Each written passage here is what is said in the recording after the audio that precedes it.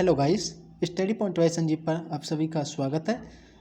तो आज हम चैप्टर शुरू करते हैं मेंसुरेशन 3D।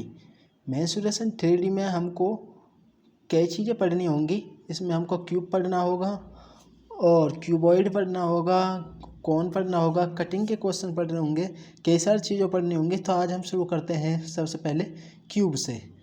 तो क्यूब पढ़ने से पहले कुछ हम इम्पोर्टेंट उसके फॉर्मूले जान लेते हैं। देखो गाइस, तो इम्पोर्टेंट फार्मूले क्या है इसके, ये आपको दिख रहे होंगे यहाँ से। देखो, ये हमारा एक क्यूब की क्या होती है, 6 फेसेस होते हैं क्यूब के, और 8 वर्टेक्स होते हैं, और 12 एज होती हैं। ये हमारे 6 फेसेस कौन कौन से होते हैं हमारे क्यूब के। अगर हम 6 फेसेस निकालें क्यूब के तो हमारे कौन कौन से निकल के आ जाते हैं। और 8 वर्टेक्स हमारे, देखो, एक यहाँ से 1 2 3 4 कॉर्नर यहाँ से हो जाते हैं, और 4 ही हमारे नीचे वाले, तो 8 वर्टेक्स यानी शिखर हो जाते हैं। ठीक है, तो इसके कुछ इंपॉर्टेंट फार्मूले हैं, जैसे इसका ये पार्श्व पृष्ठीय क्षेत्रफल। पार्श्व पृष्ठीय क्षेत्रफल क्या होता है इसका, हमारे पास पार्श्व पृष्ठीय क्षेत्रफल होता है 4a स्क्वायर, और कुल पृष्ठीय क्षेत्रफल होता है 6a स्क्वायर। आयतन क्या होता है क्यूब का, ए का क्यूब, और इसका हम अगर विकर्ण निकालें तो विकर्ण होता है √3a। चलिए अब हम क्वेश्चन करते हैं।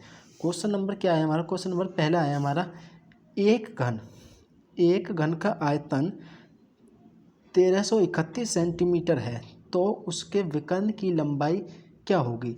देखो गाइस, इसमें हमको क्या निकालना है, कह रहा है ये एक घन का आयतन दे रखा है हमको 1331, तो उसके विकर्ण यानी हमको विकर्ण पूछा है। ये विकर्ण का फॉर्मूला क्या होता है हमारे पास, होता है √3a फॉर्मूला होता है। डायरेक्ट वैल्यू रखेंगे √3 की, यहाँ से √3a की वैल्यू क्या है हमारे पास, ये आयतन दे रखा, आयतन का फॉर्मूला क्या होता है ए का क्यूब, यानी ए क्यूब की वैल्यू दे रखी है डायरेक्ट हमको कितने की ये।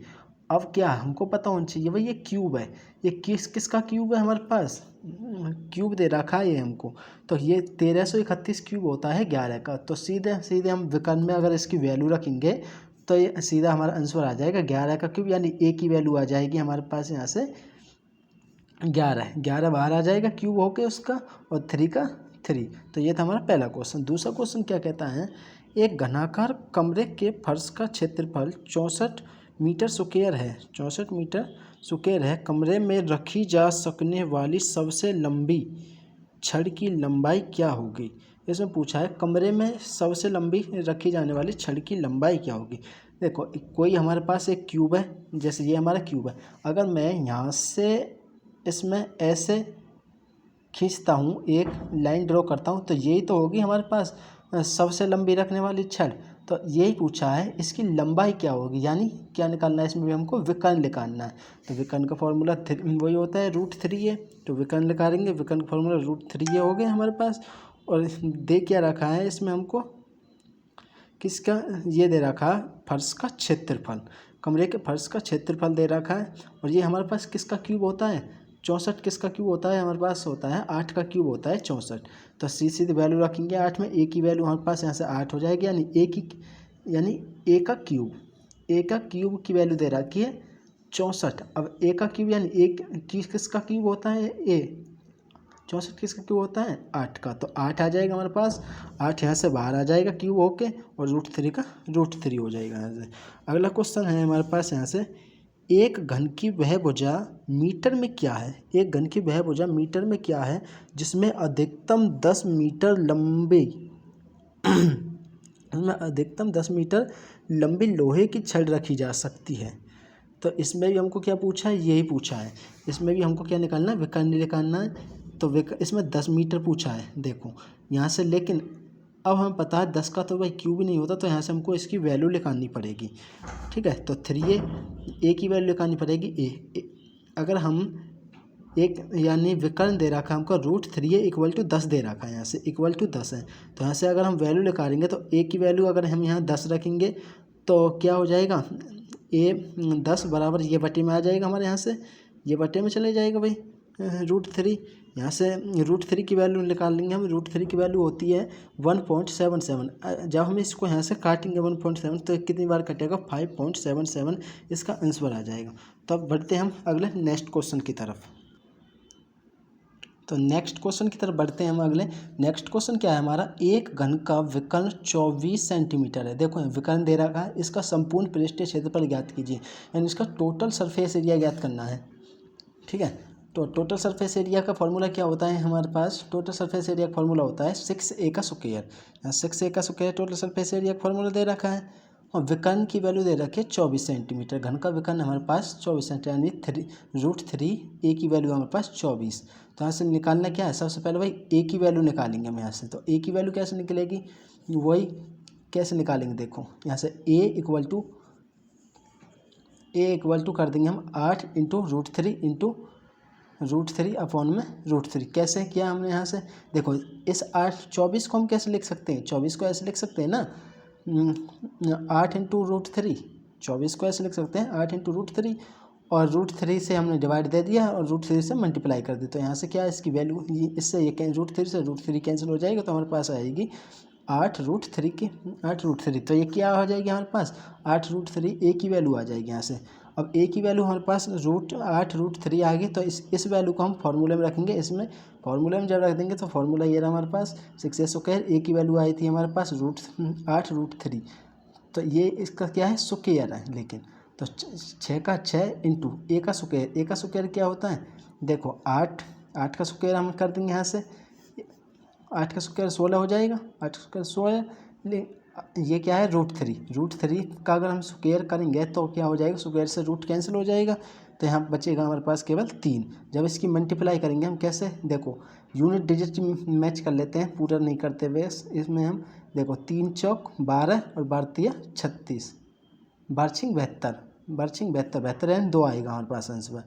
ठीक है, तो इसलिए यूनिट डिजिट से ही करता है पूरी कैलकुलेशन ना करने की वजह। तो ये इसका आंसर आ गया। अगला क्वेश्चन देखते हैं। अगला क्वेश्चन क्या है, घन का कुल पृष्ठीय क्षेत्रफल 3456 सेंटीमीटर स्क्वायर है। घन का कुल पृष्ठीय क्षेत्रफल 3456 सेंटीमीटर स्क्वायर है, तो इसका पार्श्व पृष्ठीय क्षेत्रफल क्या होगा। अब देखो पार्श्व पृष्ठीय क्षेत्रफल पूछ रहा है, तो इसमें तो निकालेंगे हम इसका। देखो कुल पृष्ठीय क्षेत्रफल दे रखा है, यानी टोटल सरफेस एरिया दे रखा है हमको इसका 3456। इसका पूछा है क्या, पार्श्व पृष्ठीय क्षेत्रफल। टोटल सरफेस एरिया दे रखा है हमको यहाँ से 6a स्क्वायर फॉर्मूला होता है, इसकी वैल्यू दे रखी है हमको 3456। तो यहाँ से a की वैल्यू निकाल लेंगे, a स्क्वायर और 6 कहाँ जाएगा, यहाँ से हमारे डिवाइड में चले जाएगा। यहाँ से इसको जब डिवाइड देंगे तो a स्क्वायर की वैल्यू आ जाती है हमारे पास 576, और 576 किसका स्क्वायर होता है, 24 का स्क्वायर होता है। तो यहाँ से हमारी जो a की वैल्यू आएगी वो क्या आ जाएगी, यहाँ से 24 आ जाएगी। लेकिन 24 तो आ जाएगी, लेकिन हम इसको 24 ना लिखने की वजह, पार्श्व पृष्ठीय क्षेत्रफल का फॉर्मूला होता है 4a स्क्वायर।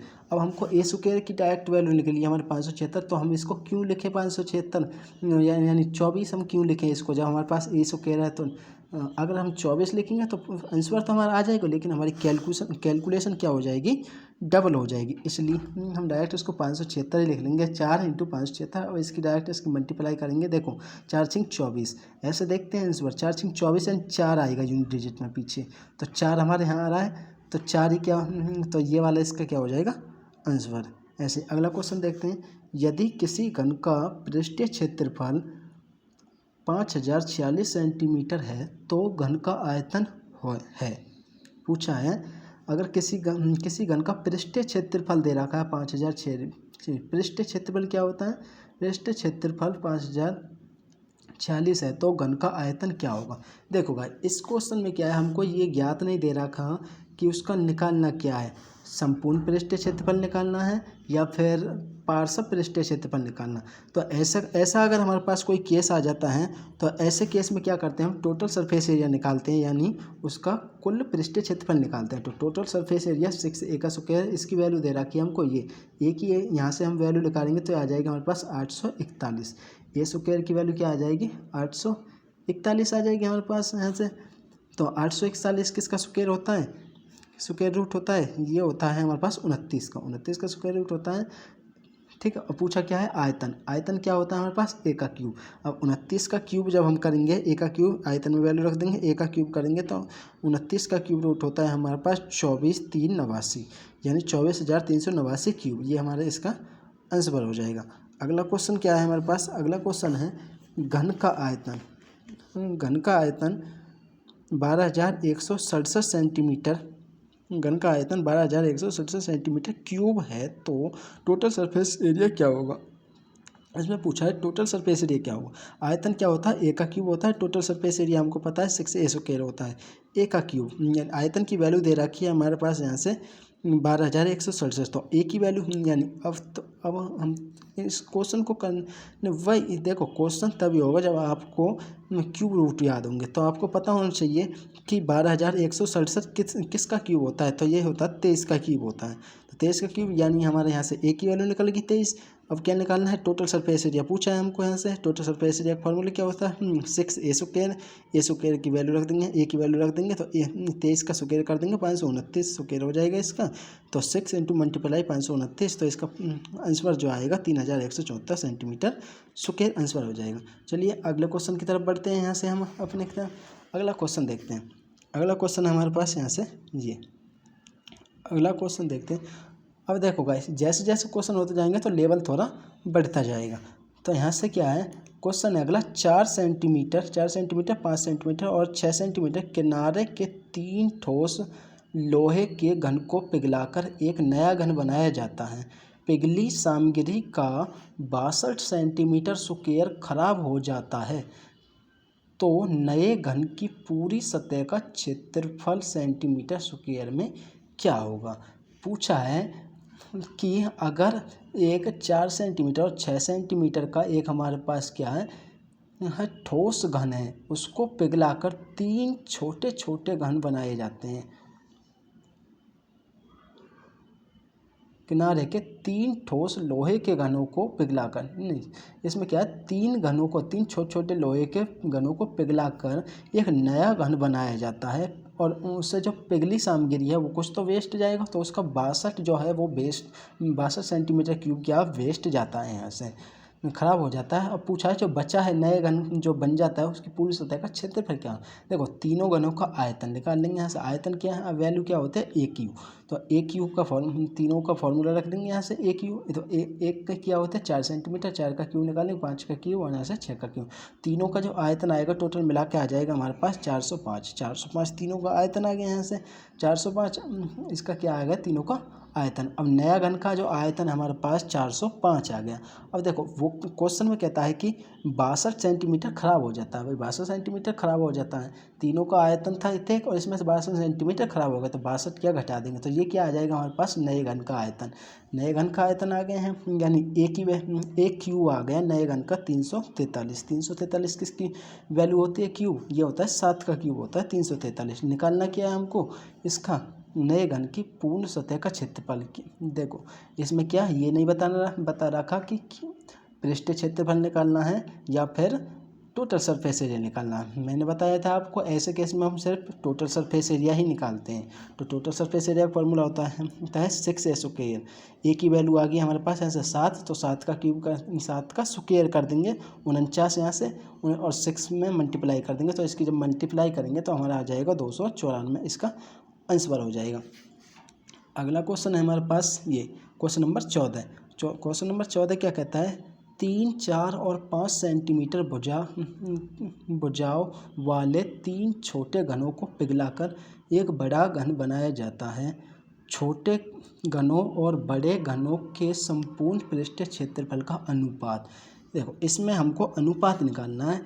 3 और 4 और 5 सेंटीमीटर के हमारे पास 3 घन हैं, उनको पिघलाकर एक बड़ा घन बना दिया जाता है, और छोटे घन और बड़े घन है, छोटे घन और बड़े घन के संपूर्ण पृष्ठीय क्षेत्रफल का अनुपात है। तीनों छोटे घनों का अनुपात और जो उनसे बनाया जाता है उसके बड़े का अनुपात।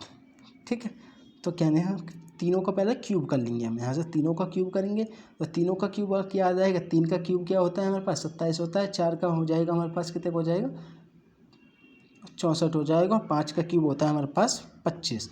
5 का क्यूब कितने होता है हमारे पास 25। तीनों का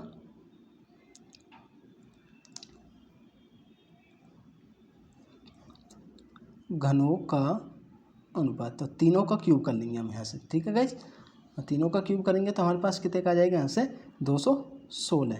216 तीनों का क्यूब आ जाएगा हमारे पास, और ए की वैल्यू कितने की लेकर जाएगा हमारे पास 6। 216 किसका क्यूब होता है हमारे पास, 6 का क्यूब होता है। टोटल सरफेस एरिया निकालना है। टोटल सरफेस एरिया में क्या आता है 6, टोटल सरफेस एरिया का फॉर्मूला क्या होता है 6a²। अब देखो 6a² क्या है हमारे पास, 6a² तो दोनों में कॉमन आ जाएगा ना, दोनों में कॉमन आ जाएगा, तो उसे ना लिखूँ तो ही सही है, क्योंकि यहाँ से 6a², 6 यहाँ से भी 6 यहाँ से, तो वो तो कैंसिल हो जाएगा। इनका तीनों का स्क्वायर कर देंगे, 3 का स्क्वायर, 3 स्क्वायर प्लस में 4 स्क्वायर प्लस में 5 का स्क्वायर, अनुपात में ए की वैल्यू आई है 6, ए की वैल्यू आई है हमारे पास 6, तो यहाँ से 6 का स्क्वायर करेंगे। और किसका पूछा है हमारे पास, बड़े घन का,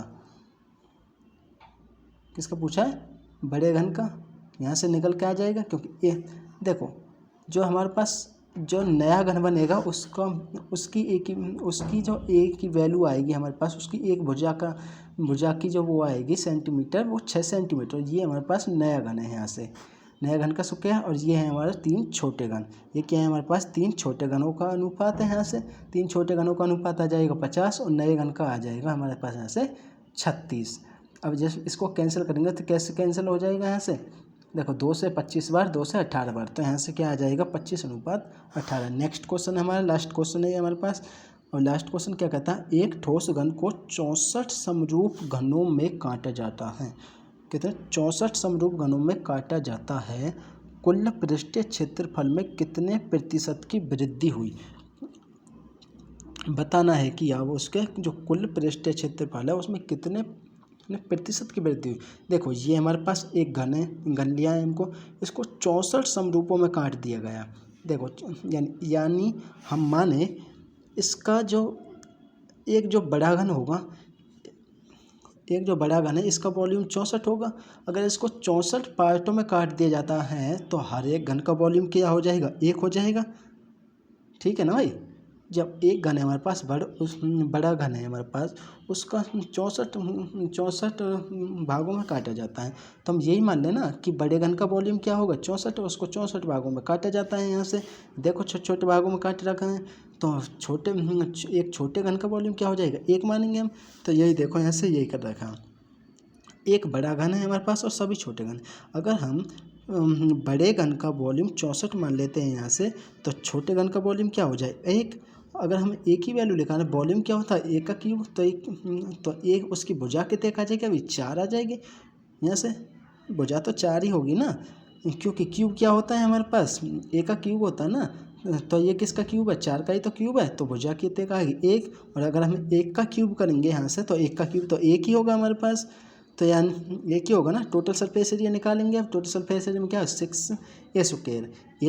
अगर 6 को मैं यहाँ ना भी लिखूँ, अगर मैं 6 को लिख दूँ, देखो दोनों तरफ अगर मैं यहाँ 6 को लिखूँगा तो 6 तो कट जाएगा हमारे पास, तो इसके बगैर मैं 6 को ना लिखूँ तो हमारी कैलकुलेशन ही आसान होगी यहाँ से, तो इसलिए 6 को मैं नहीं लिखता, डायरेक्ट 4 का स्क्वायर कर देता हूँ। यहाँ 1 का स्क्वायर करूँगा 1 ही। लेकिन देखो यहाँ पूछा है 64 समरूपों में घन को काटा जाता है, तो और पूछा है कि कुल क्षेत्रफल में कितने प्रतिशत की वृद्धि हो, 64 का निकालना, तो 64 से क्या कर देंगे मल्टीप्लाई। अब देखो यहाँ से इसका आया था बड़े घन का आया था टोटल सरफेस एरिया 16, और छोटे 64 को आता है 64, यानी ये इसका कितना मल्टीप्लाई है, यानी 16 चौका 64, यानी 4 गुना है। अब मुझको पता है भाई किसी का 4 गुना होता है उसका 300%, किसी का 4 गुना क्या होता है उसका 300% होता है, तो आंसर क्या हो जाएगा हमारे पास यहाँ से 300% लगभग में आएगा ये। ठीक है, यानी इसकी वैल्यू जो थी यहाँ से 296 कुछ ऐसा आंसर था, लेकिन ये लगभग में 300% आता है। तो गाइस आज के लिए बस इतना ही। आगे ऐसी ही वीडियो पाने के लिए चैनल को सब्सक्राइब करें। Thank you watch for my video.